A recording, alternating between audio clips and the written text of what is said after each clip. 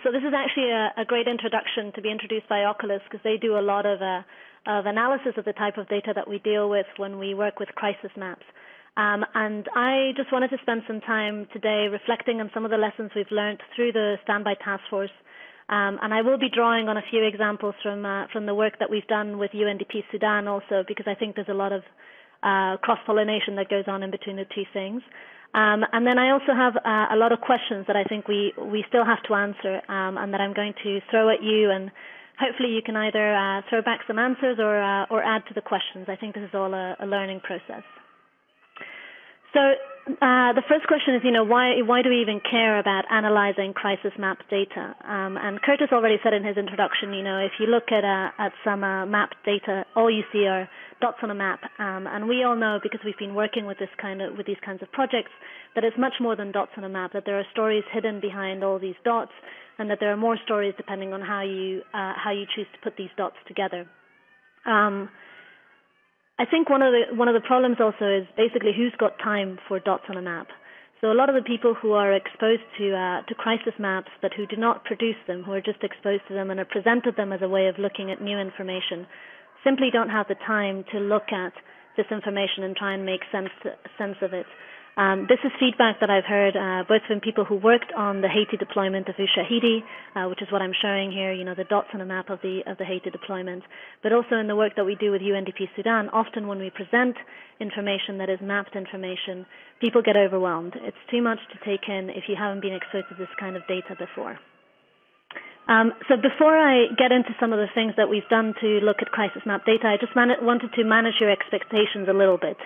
I'm going to be talking about ways of making sense of what is going on from the data that we get on a crisis map, and maybe asking some questions about the future using this data.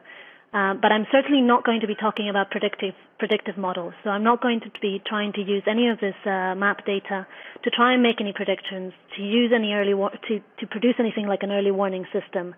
No fancy equations, no regression models. And the reason for this is that I wanted to actually take the time to present what I've actually seen used in crisis map deployments, and questions on where we go from here, and not turn it into an academic exercise. So deliberately I'm staying away from the more complex ways of analyzing. You will see that a lot of the tools are very simple. Sometimes people get excited about something called crisis map analytics, there's a tendency to sort of use fancy words to describe what at the end of the day are just useful graphs, useful tables.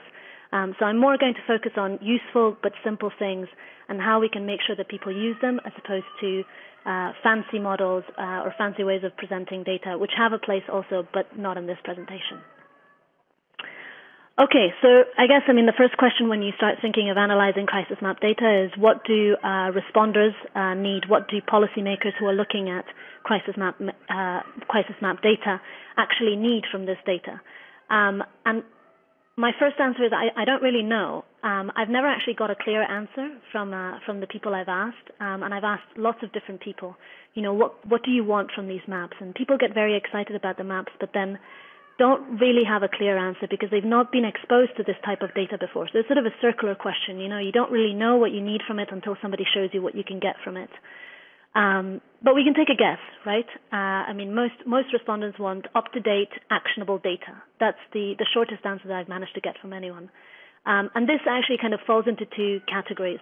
Data that they can use for immediate response, and this often comes in the form of emergency reports. So, in the Haiti earthquake Ushahidi deployment, it would be things like who is in need of immediate assistance and where, and then this information would be passed on to people who could respond immediately. And then there's also information that's needed for planning. So what are the priority areas and the priority issues that responders need to be addressing? And also, what are some of the issues that are coming up, that are emerging, or some of the areas that weren't a problem before but are becoming a problem? So can we spot those in advance and try to move response to those areas? I'm actually not going to touch on the issues relating on how to take crisis map data on emergency reports and pass it on to responders. The issue of immediate response, I think actually we have dealt with quite effectively. in past deployments of the Ushahidi platform or crisis map deployments. There is already a way of tagging reports for emergency and passing it on to responders. What I'm going to focus on is how do we turn the information that we're collecting into useful information for immediate planning, so the identification of priority areas and of emerging areas and issues. So, there we go. And I'm actually going to start with a story from UNDP Sudan. So UNDP Sudan, I work for a project, as Patrick said, which uses crisis maps to support the work of both UN partners, NGOs, and government partners. We collect a lot of existing data, and we also collect information on community perceptions of threats and risks. So this is not the type of crowdsourced data that some of the crisis maps that I think a lot of the audience are thinking of deal with. But I think there are a lot of lessons from how policymakers and responders look at this information that are useful for crisis maps also. One of the problems that we face with UNDP Sudan is that when we present some of the maps that we produce, particularly on community perceptions of threats and risks, is that people will say, look, we already have a lot of data that we're more familiar with, and that is probably sufficient for making decisions. So what's the value add of this thing that you're giving us? Why are you making us look at yet more data? And in general, these are the four answers that we give. We say the information that we are providing you is more up to date. And this in general is true. Within the UN system, there's an initiative called UN Global Pulse that has already recognized this problem within the UN, that says, we are making decisions on data that is generally quite old, and we could be doing better by tapping other sources of data. So that's the second answer. The second answer is we have different and broader sources of data than any one agency or any one NGO would have access to, because the map serves as a way of collating different sources of data and also of tapping sources of data that people don't have time to look at, like, for example, community perceptions. The third point is that it's geolocated data, and there's actually quite a lot of research at the moment on how data that is geolocated helps you to interpret what is coming out differently and to make different policy decisions. So this is certainly something which people have seen as a value add. And then the final point for me is, is it analyzed? So a lot of people that we have worked with in UNDP Sudan, when the data isn't analyzed, don't really know what to do with it. Once you can present them with some kind of analysis, even if it's quite simple, they immediately start seeing what the use of it is. So to me, that's why I'm interested in how we can do some kind of analysis with crisis map data. So I wanted to give you just a quick example of something, just so you see what kind of thing I'm talking about when I talk about the analysis of map data for UNDP Sudan. This is a map of a state called Blue Nile State, and this is actually, I deliberately picked quite an old map. This is actually from 2008 data, so it's probably not relevant anymore, but it was relevant when we produced it. The situation there at the moment is changing very fast, so I didn't want to use something more up to date. And this map is showing you in the green squares mechanized farming schemes, so large farming schemes. And then the dotted lines, which are in green and in yellow, are nomadic migration routes. And then the triangles are communities that report conflict related to grazing land, conflict related to small-scale farming, conflict related to large-scale mechanized schemes, and the proliferation of small arms and light weapons. And so basically, when you look at this as it is, if you know a little bit about the place, you might start to be able to tell some of the stories that are coming out. Having spent quite a lot of time with the data and having been there, we came up with basically this is telling three stories. It's talking about the conflict in between nomads and farmers in the northeast over use of land. And if you look, you can see that there are both green and pink triangles around a nomadic route and that goes into a mechanized farming scheme. There's also a conflict in between nomads and local communities over land access in the center and the south of the state. And we knew from the reports that were coming out from this map that this had a lot to do with the nomads migrating south when they had previously not migrated south. If you notice, this is the place where the lines, the nomadic routes, change from green to yellow, and this is where it changed from the routes that were being used prior to the war, or during the war, and the routes that were used after the peace agreement. And finally, there's a little cluster of pink triangles on the east, close to the border with Ethiopia. And that actually had to do with a cross-border dispute with Ethiopian militias. So basically, I wanted to show you this to show that if you look at the map on its own, you're probably going to get a little bit confused, not quite know what to make of it. As soon as you put some context behind it, it starts to give you quite a useful story for planning. Okay, so that's UNDP Sudan. And now I want to move off of that and actually focus on what the Standby Task Force is doing with crisis maps. So maps that use crowdsourced data, not the kind of maps that UNDP Sudan is doing. I think probably everybody on here has an idea of what the Standby Task Force is. If you don't, then please visit our blog. You can take a look at what we're doing. But it's basically a community of online volunteers that do live mapping. We've done a number of deployments, some of them with UN organizations, others with local organizations. And our way of operating is to basically respond to a request from the ground after some kind of a crisis that needs real-time data to be mapped for use by responders. When we first started the Standby Task Force, we ran a simulation with the UN Office for the Coordination of Humanitarian Affairs. And sorry, I always do this. I've misspelled Columbia. That should be Columbia, the country, and not Columbia University. Apologies for that. And when we did the simulation with OCHA on Colombia, they basically created reports that we were then mapping to see what it would work like if we were to work with OCHA on a live deployment. And at the time, the Standby Task Force team basically said, could you do some analysis of this data for the simulation? And I said something like, sure, that would be fine. What do you need? And I didn't really get an answer except for, basically that thing that you do for UNDP Sudan, but can you do it, on the hour, every hour, and we need it pretty fast. Thank you very much. And that was pretty much what we thought was needed. It was like some kind of a story to give to UN OCHA. So that was very much a learning by doing moment. And now that we've had a bit more time and a few more deployments, this is basically what we've come to. The analysis team needs to focus on looking for patterns in the stream of reports that are coming in so that responders can identify priority areas and priority issues. The way that we've taken to doing this is by producing situation reports, which, sometimes we call them just reports or whatever is needed.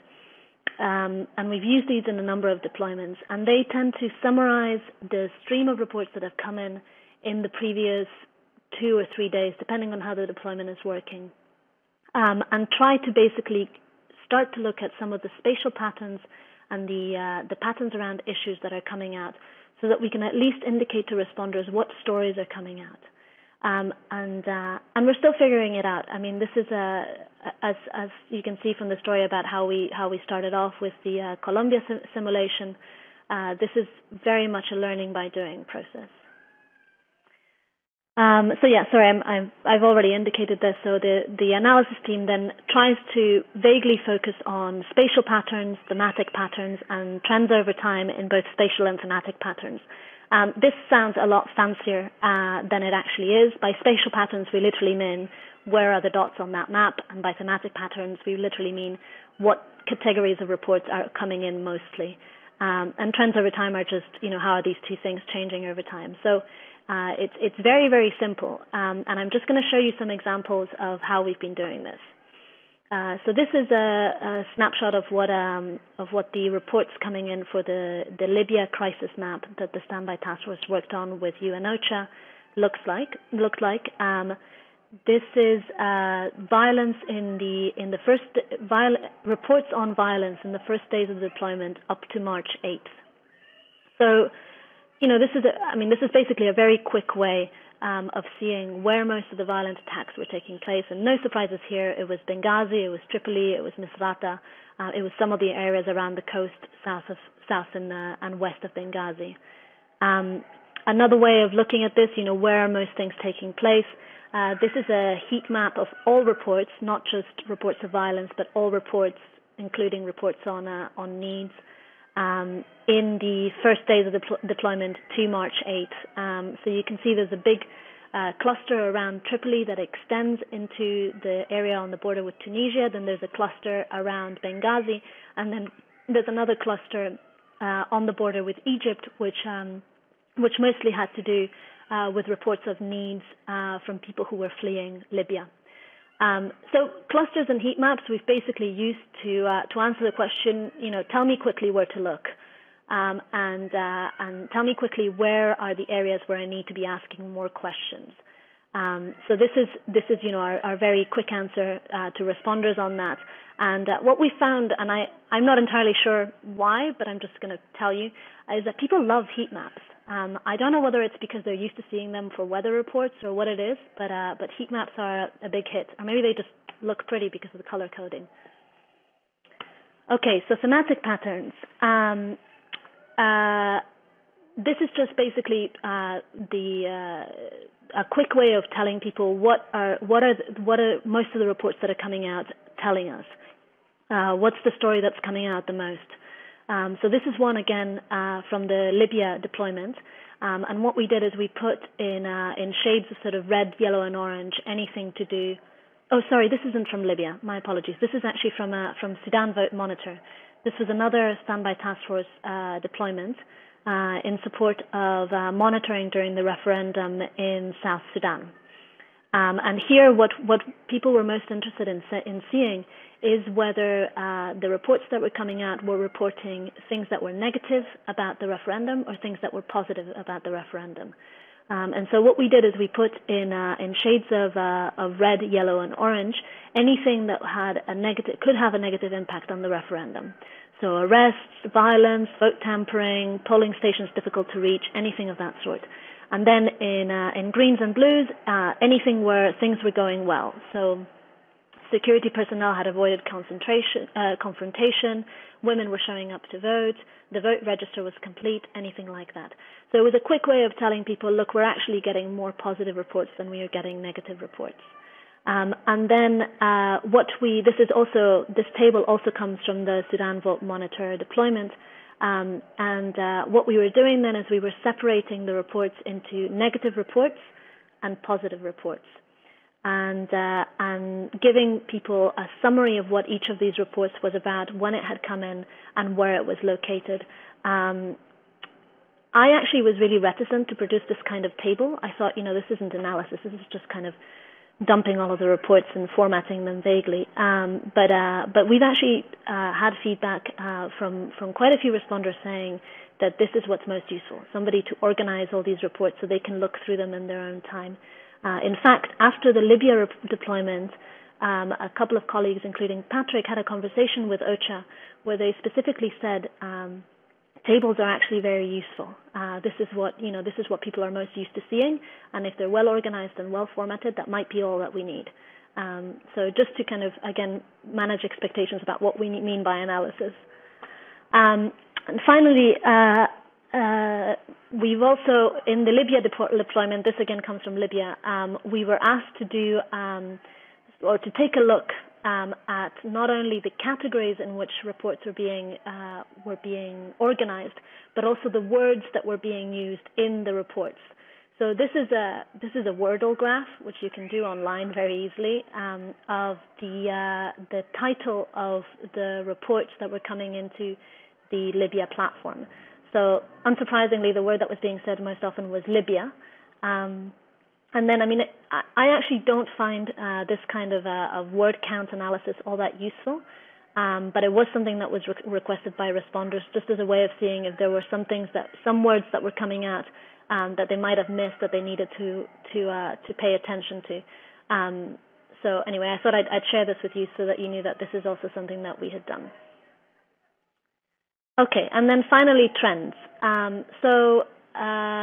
This example here is again from the Libya crisis map, and what we did was, when the standby task force stopped supporting the Libya crisis map and handed it over to OCHA, we produced a report that looked at all the data from when we had started collecting reports to the very end. And so this looks at incidences of violence. throughout the whole period. And so what we did is we produced different maps for different periods of time so that you can basically see how the fighting evolved and where at what points it intensified and in what locations it intensified. So it's interesting, the move from sort of Tripoli, Misrata over to Benghazi, and then how it sort of spread over the whole coast. It really intensified for a while around Benghazi, but cooled down around Tripoli, and then it switched to cool down around Benghazi, and it intensified a bit more around Tripoli. And again, this is another way of just looking at the trend over time in the different reports. So here we just have all of the issues to do with security or threats, and how they evolved over time. This is the number of reports that we were receiving over that whole month by category. Okay, so that's just a quick run through all of the different things that we've done with the data that comes into a crisis map. And now I just wanted to, for me, this is the interesting part of the conversation. I just wanted to share with you some of the questions that I have.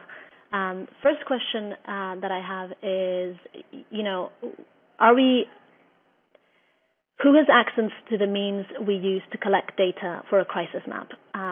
Are the sources of the reports distorting the stories that we're receiving, particularly if we're focusing on social media?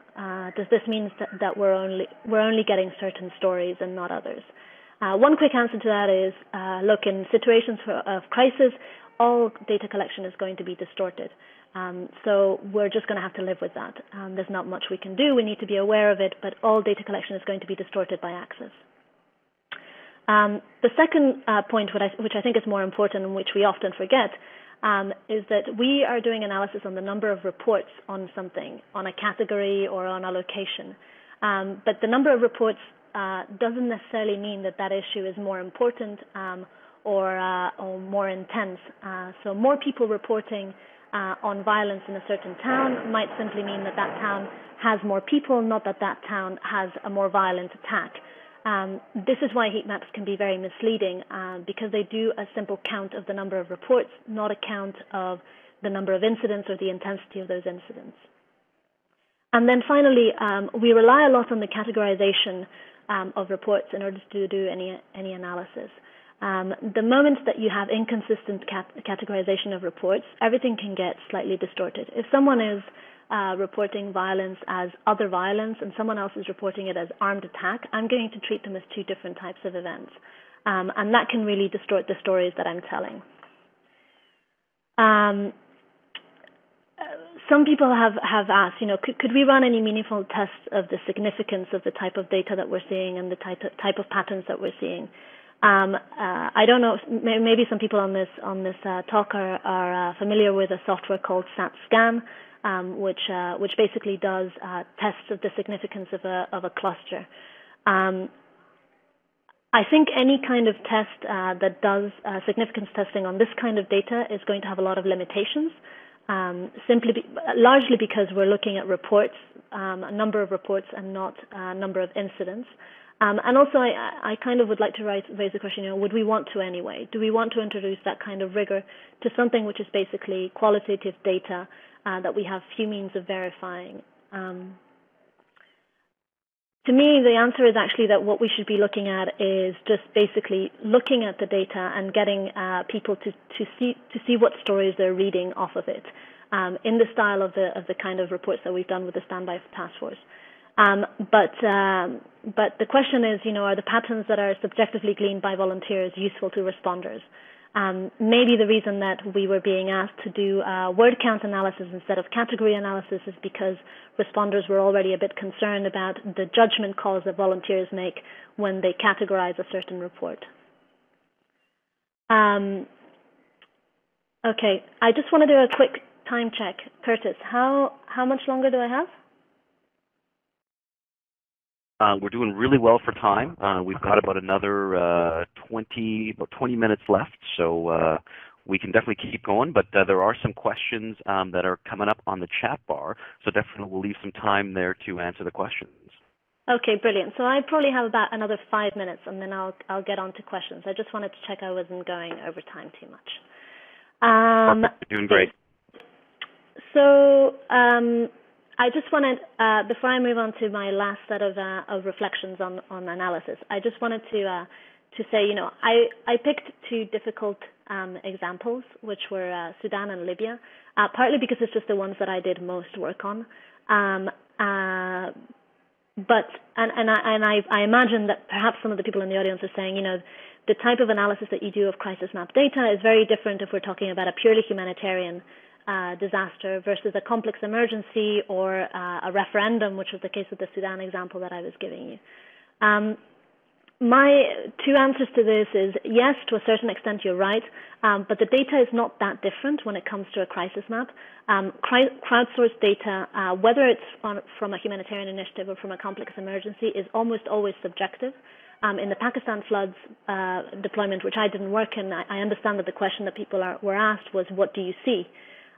Which is always going to give you a subjective answer. So in terms of how we treat the data, I don't think it's that different.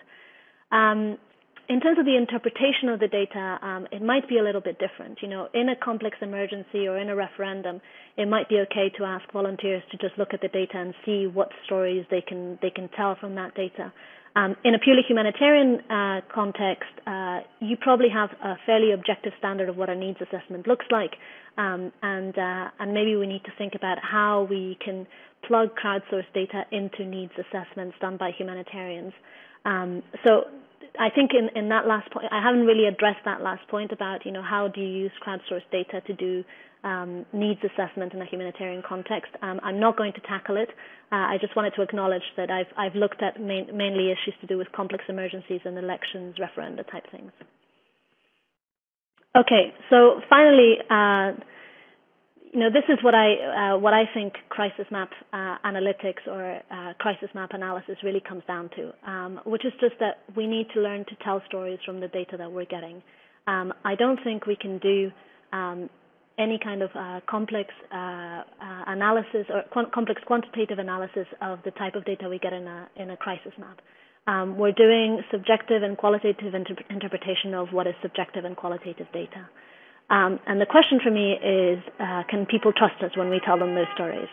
So both in my work in UNDP Sudan and in the work I've done in the Standby Task Force, people like ourselves who are interpreting the data that comes into a crisis map are outsiders to the decision-making processes that are happening, whether it's by UNDP, by other UN agencies in Sudan, or whether it is by people who we are partnering with on a deployment for the Standby Task Force. So can you trust the stories that outsiders tell you in order to make decisions? I wanted to show you when I say telling stories from the data, what I mean.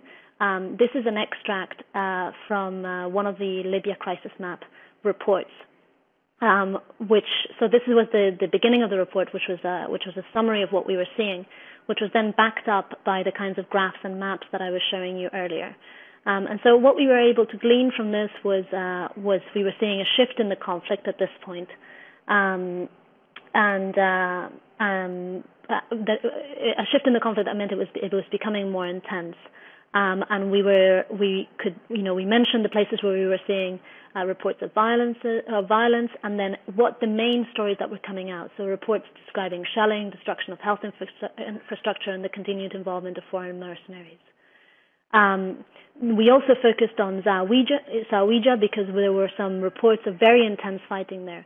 So this is interesting. This isn't that there were many reports from Zawiya. In fact, we hadn't had any for 24 hours.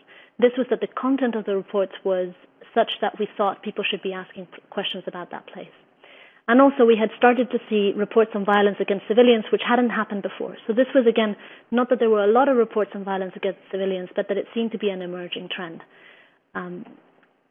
Just to share another one, so this is again an extract from one of the Libya crisis map reports, and this was more about the information we were getting on border crossings. So suddenly we were seeing a strong slowdown in the reports on border crossings. So this led the volunteers working on this to ask, why is it that suddenly we're not getting as many border crossing reports when it was one of the biggest categories when we last did the analysis? And so it turned out that there seemed to have been a near halt in border crossings to Tunisia, and we were able to find a few reports that were given possible reasons why this was happening. So this was perhaps something that responders wanted to investigate. We've had a lot of border crossings, now they've stopped. Here are the few unconfirmed reports that we've had on why there might be a halt to border crossings. Okay. I think that's all I have to say in terms of different types of analysis and how I think it should be done and why I think we should be telling stories. Just to finish with a few questions about, why is, existential questions. Why is it that we need crisis map analysis? I think we constantly need to ask ourselves, are we really making the data in a crisis map easier to understand by analyzing it, or are we just introducing more bias? I've told you that I think the way to avoid bias is to be very honest about the fact that we can't do quantitative analysis and to just tell a story and explain why you think you're telling that story. But maybe I'm wrong. There may be other better tools that we should be using that we don't know, that we haven't explored yet. Another question is, should we maybe not do analysis of this data at all? Are people who are outsiders to a response in a crisis best placed to do analysis, or should they just focus on data collection and leave the analysis to the people who are on the ground? And then finally, maybe there's a halfway in between these two. Maybe what we should be doing is more collaborative crisis mapping analysis.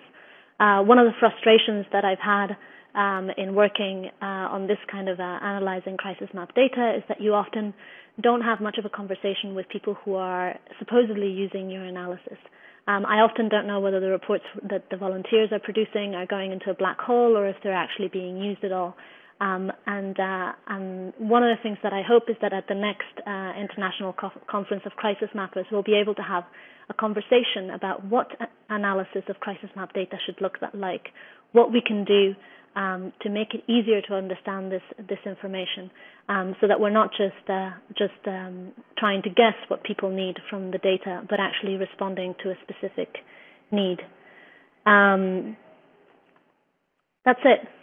So those were all my questions, and I'm ready to hear your questions now.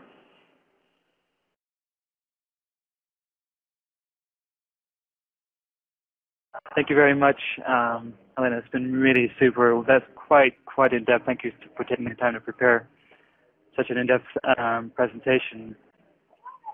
In terms of questions, how did we want to go about this? Just posing that question to the Oculus team. What's the best method? I think we can definitely just go back to the chat window there and scroll back. I think we have about 3 or 4 questions that came out of there. And Patrick, if you wouldn't mind moderating that, just reading them back to Helena there, and then we can see if any other questions come from that. Sounds like a plan. Thank you. So the first one I see is from Chris Nicholas, talking about systematic bias feedback to public broadcasting.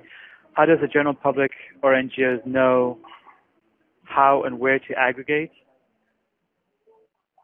Sorry, could you repeat that again? I'm not sure I understood. Okay, let me read the whole thing. How does the general public or NGOs know how or where to aggregate information, i.e., very infrequently is there a single short code SMS? How does it skew response? I guess Chris is asking about maybe our basic media monitoring and verification strategies at the Standby Task Force. I don't know if Chris, you want to... Oh, I see. I think I know what his question is. I think.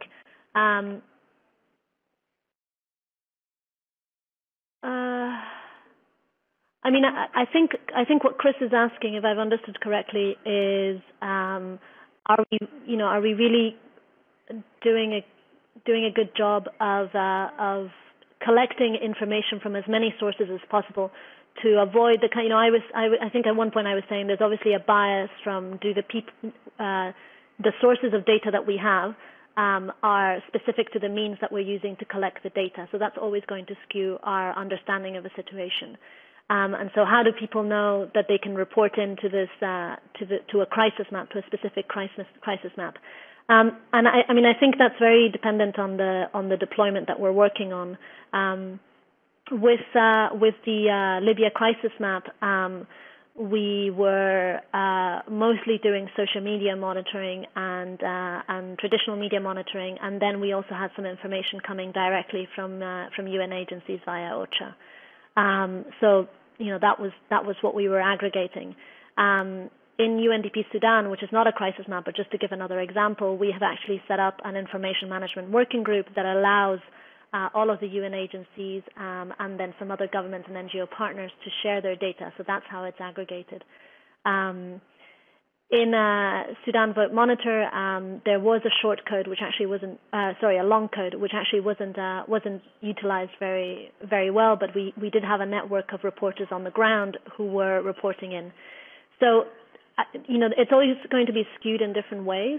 And I think the best I can say is that we just need to acknowledge that and to not forget that where we're getting our data from is always going to skew our analysis. Chris, I hope that sort of answers your question. Okay, thanks, Helena. I think we'll let me see the next question by Melissa. Can you talk a little more about security concerns and how these security concerns are resolved? For example, knowing that people working on the map are not a secure concern themselves. Sure. I mean, do we mean that?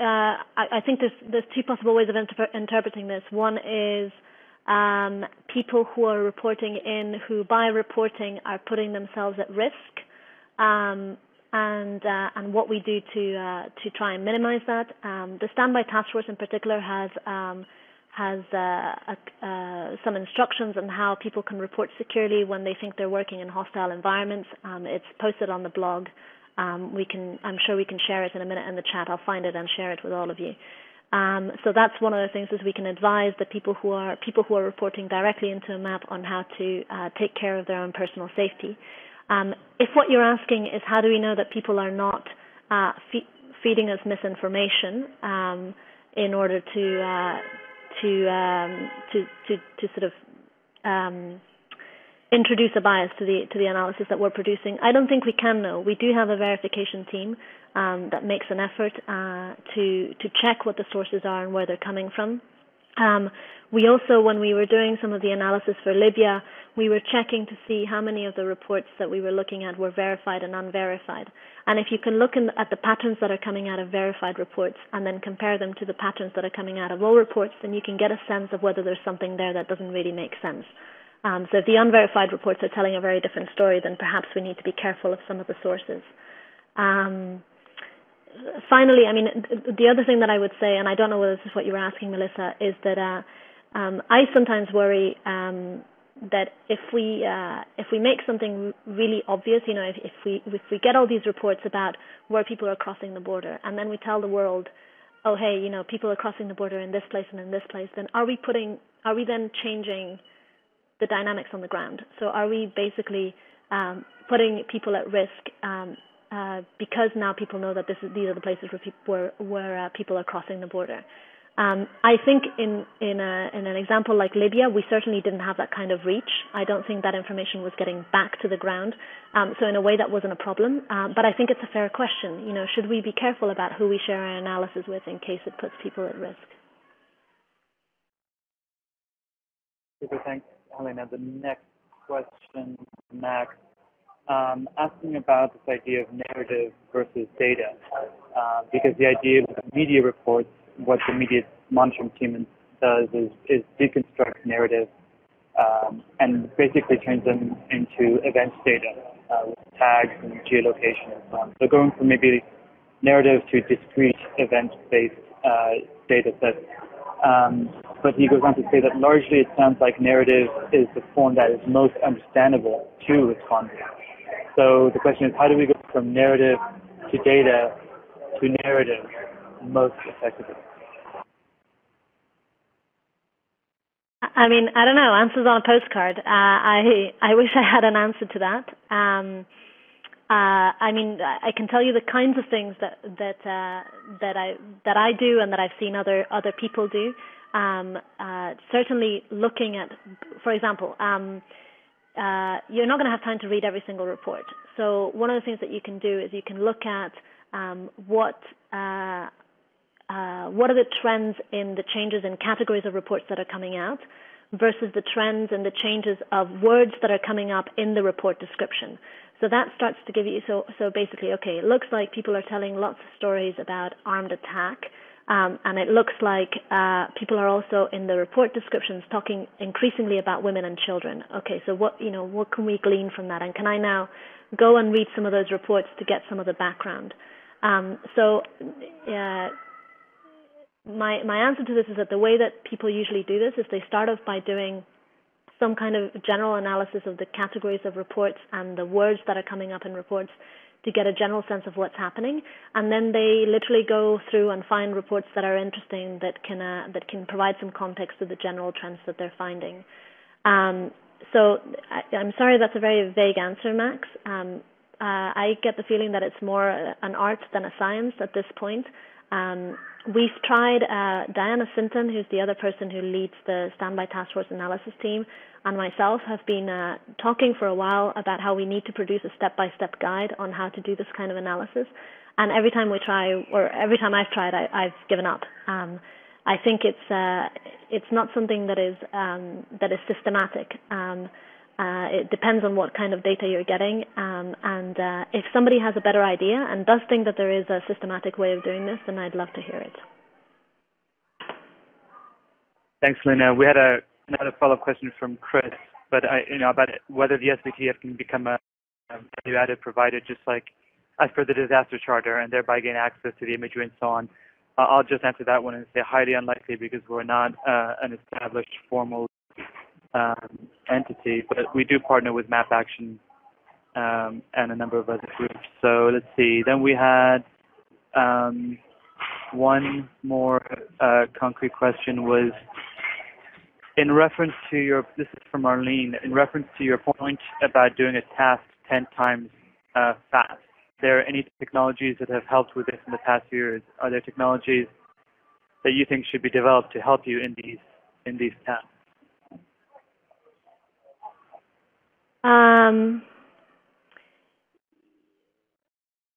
Well, I don't have I don't have a 2-minute answer to that. There are some tools that I would like to be able to use more easily. So we've actually, the analysis team sent some feedback to Shahidi, because that was the platform we were using, about things that would make our life easier. They had to do with very simple things like being able to slice the reports in different ways. So, I want to download just these reports, and I want them formatted, the table formatted in this particular way. So, because a lot of time is wasted in reformatting data so that you can look at the different trends and different things. So that's one thing that is quite useful, to be able to slice it in different ways easily. What else? I mean, I'm personally quite interested in whether there are better ways of doing analysis of sort of word analysis. So, like the Wordle I showed you is obviously very, very rough, and I don't think particularly useful.